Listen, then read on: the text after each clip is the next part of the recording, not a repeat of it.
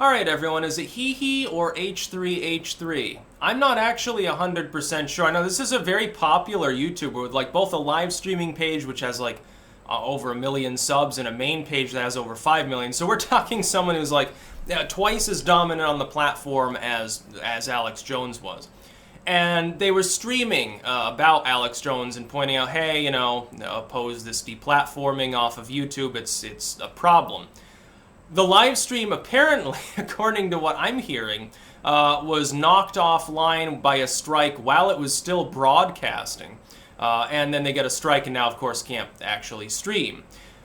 This is obviously an example of the algorithm acting up. I can't imagine, YouTube couldn't possibly believe that simply mentioning Alex Jones and opposing him being banned was against the rules. There's nothing even remotely like that in the TOS. I don't think this was willful, like, yeah, YouTube staffer was watching and said, whoops, you're not allowed to say that because you're not allowed to defend somebody who we've deplatformed, so we're going to strike the video. I don't think that happened.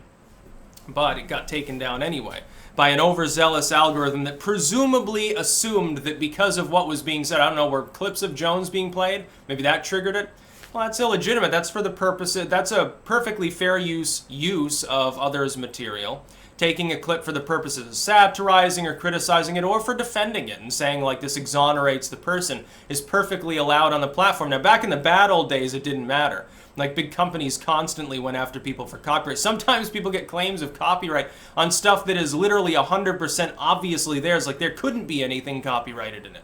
Not even a 2-second bit of audio, no clip, not even a fucking picture. And they still end up getting fucked. That's the way an overzealous algorithm works. It's like when they were bragging about implementing this algorithm months ago. They're like, oh, 80% of the time it got it right, or 83% or something. I'm thinking, okay, so roughly 1 out of every 5 times your algorithm gives someone a strike, they're going to have to appeal it. That takes a lot of manpower to deal with because you're talking about how many millions of strikes are there a day across the platform. And so you're telling me some hundreds of thousands of those have to be manually reviewed. I'm sure that gives them more than 10 seconds to review each strike. Of course it doesn't. You gotta have 1,000 people sitting there just to review what the bot has struck down.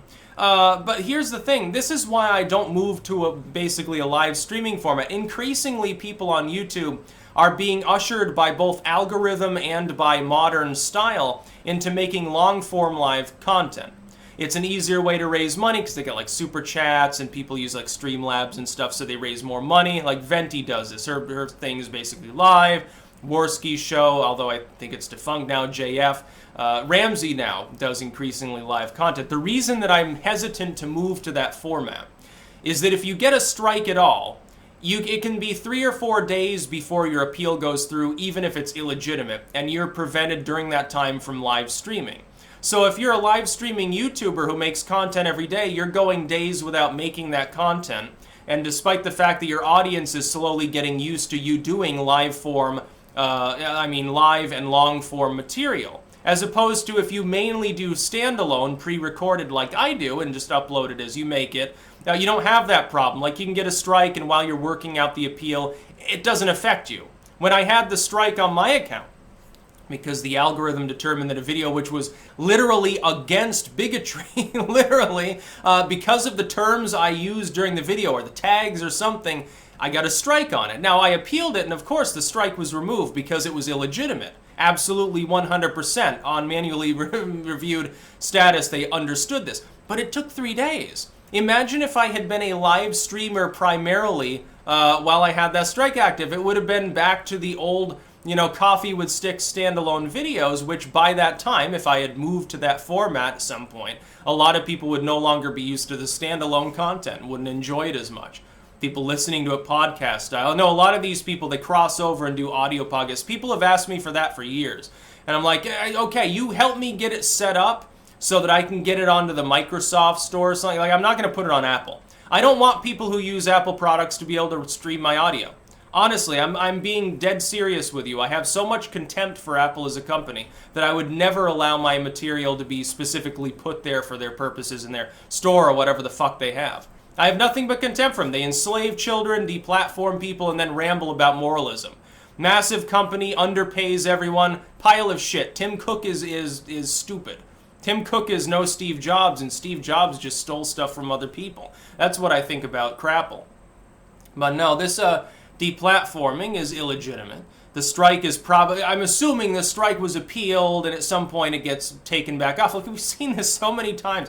Larger creators especially are the ones getting hammered. Dapperton gets banned. He gets reinstated because the strikes, are illegitimate. Baring gets banned. He appeals and the strikes go away. Hypocrite gets banned and then, the strikes get taken. Over and over again, strikes or outright suspension are illegitimate. They're based on either a faulty algorithm or maybe an overzealous mod and a pitchfork-waving mob of people trying to get them deplatformed. And like 90% of the time, they all get rescinded.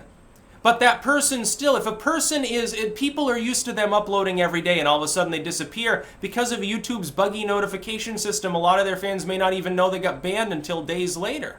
And so their content suffers. They're falling behind their competitors for that duration. If you're doing a live stream and you get a strike for a few days, you're falling behind all the other live streamers potentially because you can't make the kind of content you usually make that your fans enjoy. Standalone, you can get banned off of YouTube illegitimately because a bunch of people raided you or a bot malfunctioned, and maybe it's a week before you get it restored. And you have to spend all your time contacting Trusted Flagger and everyone else. So you know why Alex Jones was probably mass deplatformed cross-platform in the first place? Was to keep him from calling up his supporters on other platforms to try to get him to rally together and help him out.